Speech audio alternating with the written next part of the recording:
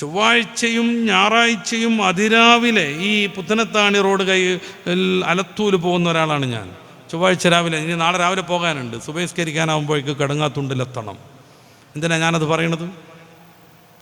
പറയണത്?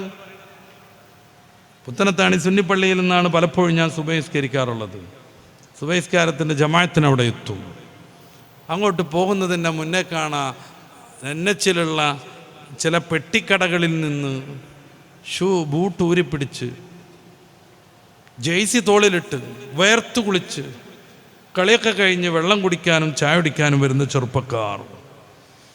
Physically training നല്ലതാണ്, അത് ദീനിയാവുമ്പോൾ വളരെ നല്ലതാണ്.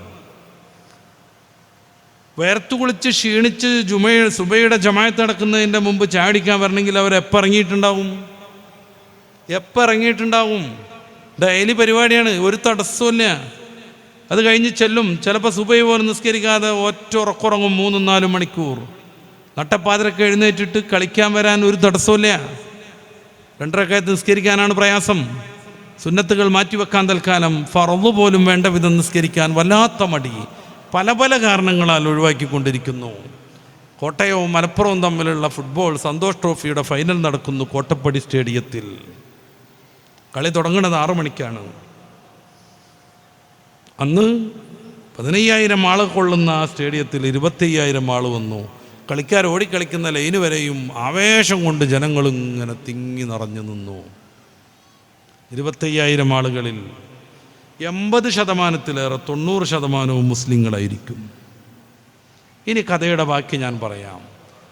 കളി 1.5 മണിക്കൂർ കഴിഞ്ഞു. 2 ടീമും ഒരേ ഗോളിൽ സമനില പാലിച്ചു.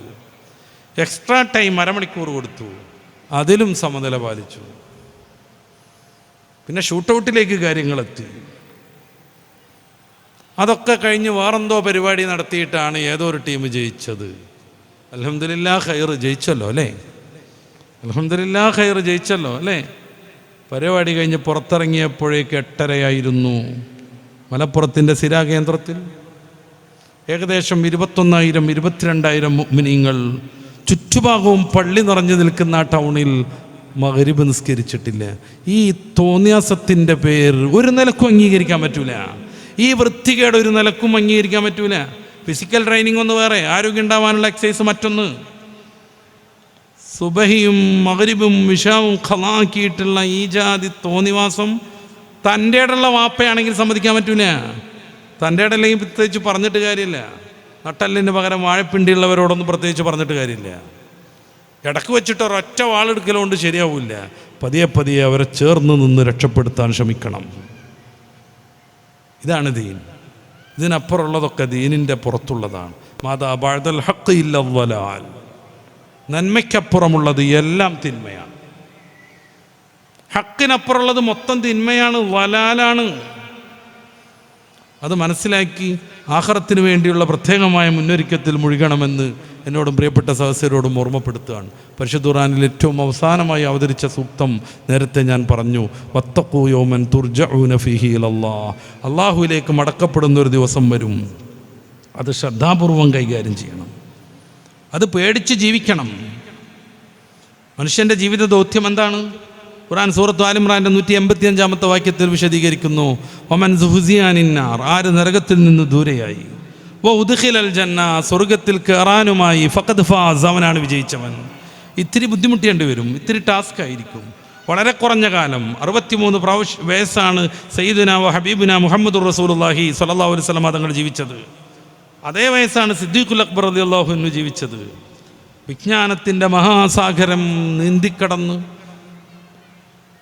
ദീനീ വിജ്ഞാനത്തിൻ്റെ ഗിരിശൃംഖങ്ങൾ മുഴുവനും കയറി നിന്ന് പരിശുദ്ധമായ ഷാഫി ഫിഖ് ക്രോഡീകരിച്ച സയ്യിദുനാ മുഹമ്മദ് ബിൻ ഇദ്രീസ് ഷാഫിഈ റളിയല്ലാഹു അൻഹു ഹിജ്റ 150 ജനിക്കുന്നത്.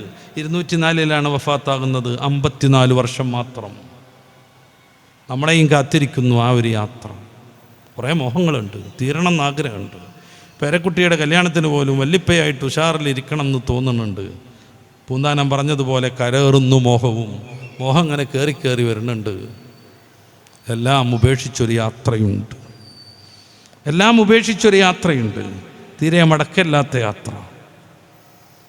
ഏത് നിമിഷവും അത് നമ്മുടെ അത് കടന്നു വരും, നമ്മിലേക്ക് കടന്നു വരും. മരണമെത്തുന്ന നേരത്തരികിൽ നീ ഉണ്ടായിരിക്കണമെന്ന് പാട്ട് പാടിയിട്ടൊരു കാര്യം ഉണ്ടാവില്ല. ആരുണ്ടായിട്ടും പ്രത്യേകിച്ച് ഗുണമുണ്ടാവില്ല.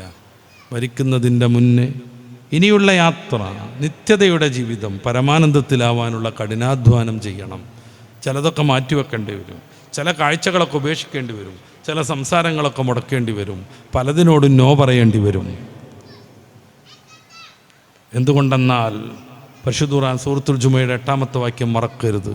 ഇന്നൽ മൗത്തല്ലദീ തഫിറൂന മിൻഹു ഫഇന്നഹു മുലാഖീകും. ഓടി രക്ഷപ്പെടാൻ ശ്രമിക്കുന്ന മരണം നിങ്ങളെ പിടികൂടുക തന്നെ ചെയ്യും. ഓടി രക്ഷപ്പെടാൻ ശ്രമിക്കുന്ന മരണം പിടികൂടുക തന്നെ ചെയ്യും. പിന്നീട് എന്ത് സംഭവിക്കും?